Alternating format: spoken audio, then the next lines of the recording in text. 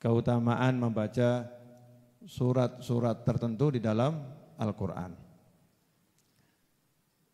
Fadlul qiraatil Quran fis shalah. Membaca Al-Quran di dalam sholat, bagaimana keutamaannya. Jadi ada orang itu yang tadarus Al-Quran di luar sholat. Ada yang qiraatul Quran di luar sholat. Ada yang qiraatul Quran di dalam sholat. Imam Syafi'i rahimahullah itu bulan suci Ramadan di luar sholat, kalau saya enggak salah 60 kali khatam. Ya, yang di sholat juga khatam. Imam Sayyidina Utsman bin Affan radhiyallahu anhu di dalam sholat witir 1 rakaatnya khatam Al-Quran. 1 rakaat khatam Al-Quran 30 juz. Tarawih di sini diusahakan 1 bulan khatam Al-Quran insyaallah. 1 bulan.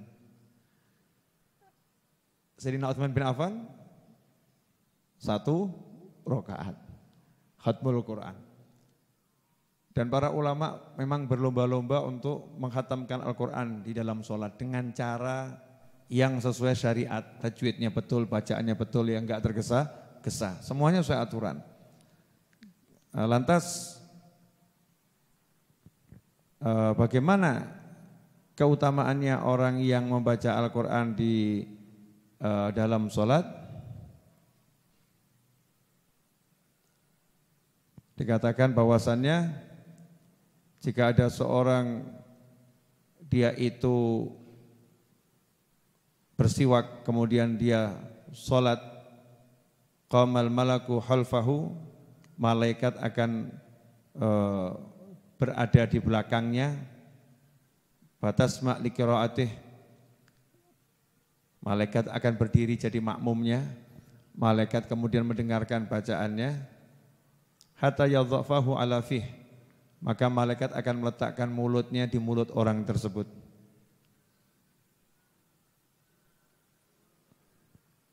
Sehingga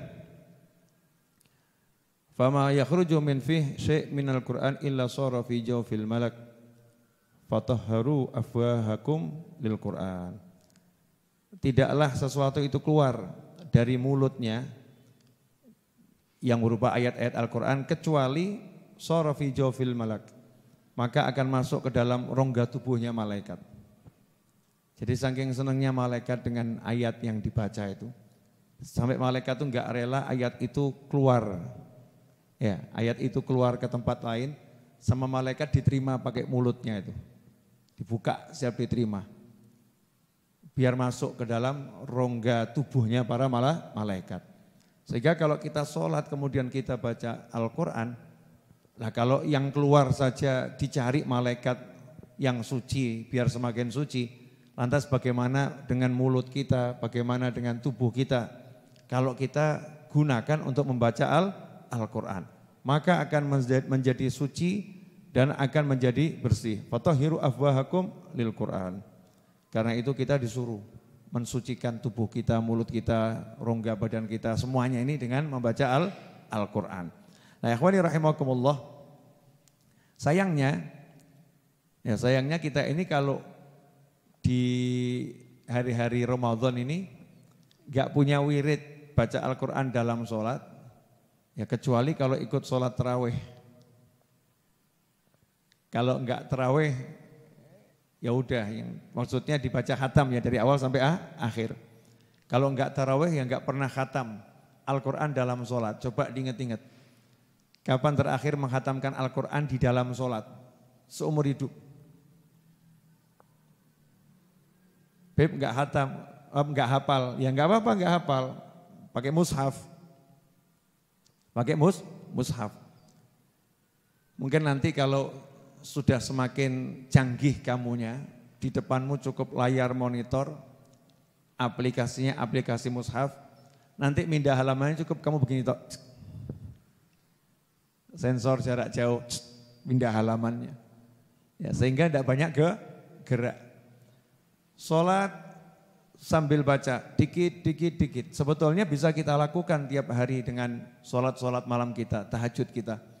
Dulu Al-Habib Ali bin Muhammad bin Husain Al-Habsyi rahimahullah, itu setiap sholat tarawih 3 hari sekali khatam Quran. Sekali tarawih 10 juz. Saya sih pengen nyoba gitu ya, cuman cari imamnya belum ketemu.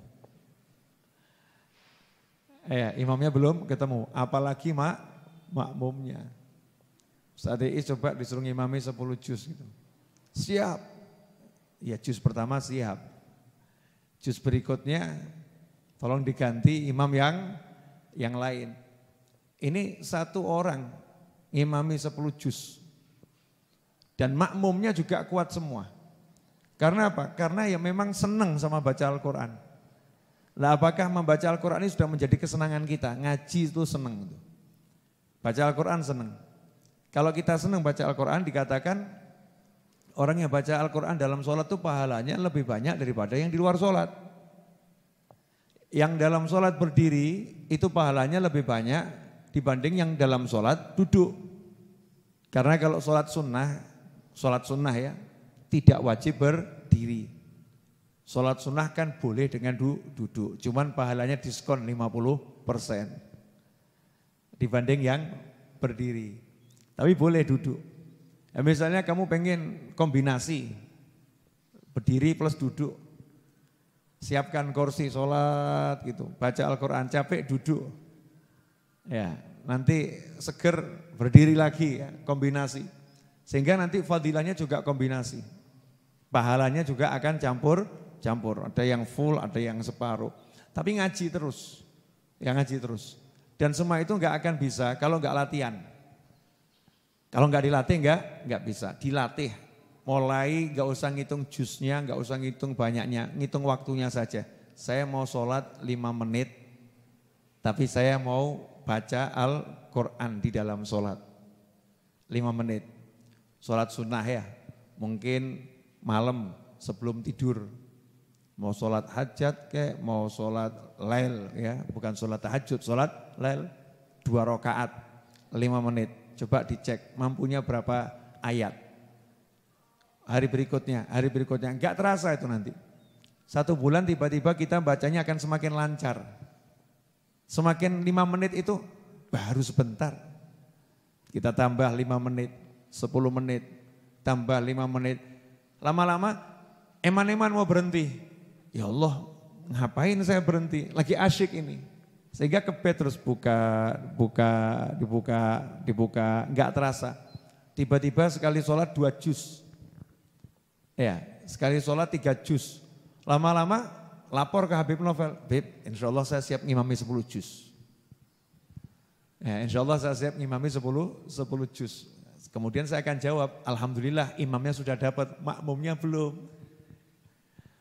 Cari makmumnya juga enggak mudah itu. Karena makmum 10 juz yang enggak tidur loh. Loh saya ngajak Mas Hamdani gimana siap sholat 5 juz gitu. Jawabannya siap Habib, nanti saya berdirinya kalau Habib sudah mau rukuk. Iya, ada lagi yang ikut sholat yang saya lihat gitu. Ikut sholat, saya lihat dengan mata kepala saya sendiri. Baca Al-Quran gitu, dari awal urut. Makmumnya saking khusyuknya, semua sudah sujud, dia masih berdiri. Dan semua sudah bangun dari sujudnya berdiri, dia juga masih berdiri. Alias tidur sambil berdiri. Luar biasa. Nah, ini nyata ada, ya karena capek. Semangat, capek, lelah, dilakoni. Tetap usaha sholat, tapi kan sholatnya batal, namanya juga dalam keadaan tidur. Nah, ikhwani rahimakumullah. Ya, jadi sholat sambil membaca Al-Quran itu mulia. Maksudnya diurutkan. Ada yang nanya, kalau bacanya enggak hafalan gimana? Ya seperti yang saya sampaikan. Ya dengan membaca. Pegang mushaf. Ya, sekarang kan zaman modern. Kalau megang tuh susah, pakai handphone, aplikasi. Rukuk nanti taruh, kantongin. Cuman gerakannya jangan 3 kali berturut-turut. Pelan-pelan aja disiasati. Dah selesai. Ya jangan 3 kali berturut-turut gini batal nanti sholatnya. nyantai pelan-pelan, bisa. Di sini kan dibaca Al-Quran, urut, simak, pakai aplikasi di handphonemu simak, atau ambil mushaf, ya nanti kalau mau sujud rukuk dipegang, kalau sujud ya ditaruh gitu ya, ditaruh dikempit, ada siapkan tempat di depannya biar tinggi, diaturlah gimana caranya, sehingga dapat fadilah yang besar. Nah ini mumpung bulan suci Ramadan, jadi Ramadan itu lomba-lomba baca Al-Quran. Satu huruf itu 10 pahalanya kalau di luar Ramadan. Kalau Ramadan itu dilipat gandakan.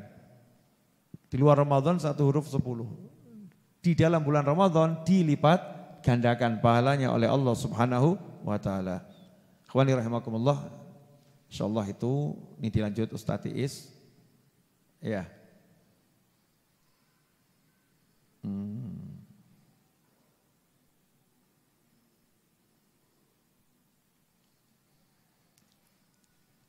Biar Ustaz Is ngajar sedikit. Insya Allah lama enggak ngajar ya. Tadi malam ngajar ya? Iya, ini biar ngajar sedikit, enggak usah banyak-banyak. Nanti kalau banyak-banyak Habib Novel digeser sama Ustaz Is. Sedikit-sedikit ya. Saya mau persiapan juga untuk ngajar nanti malam ya. Untuk ngajar nanti malam. Yang pengen saya sampaikan kepada pemirsa dimanapun Anda berada, kalau enggak sekarang kapan lagi kita ngajar diri kita untuk cinta Al-Quran. Kalau bukan di bulan Ramadan tuh mau ngajari diri cinta Al-Quran kapan lagi. Lah mumpung Ramadan kan banyak yang ngaji, banyak yang baca Al-Quran. Kan mestinya lebih mudah buat kita untuk nyemangati diri kita baca Al-Quran. Jadi kalau orang lain lomba-lomba beli A, beli B, beli C, ya kita yuk coba lomba-lomba cari mushaf yang bagus buat kita. Mushaf yang enak untuk kita baca, mushaf yang buat kita semangat untuk ngaji. Pokoknya disiasati gimana caranya saya semangat baca Al-Quran. Yang hafal, oh bejo itu, untung. Kalau hafal tinggal sering-sering dibaca, biar hafalannya enggak hilang. Kalau hafalannya hilang kan repot nanti.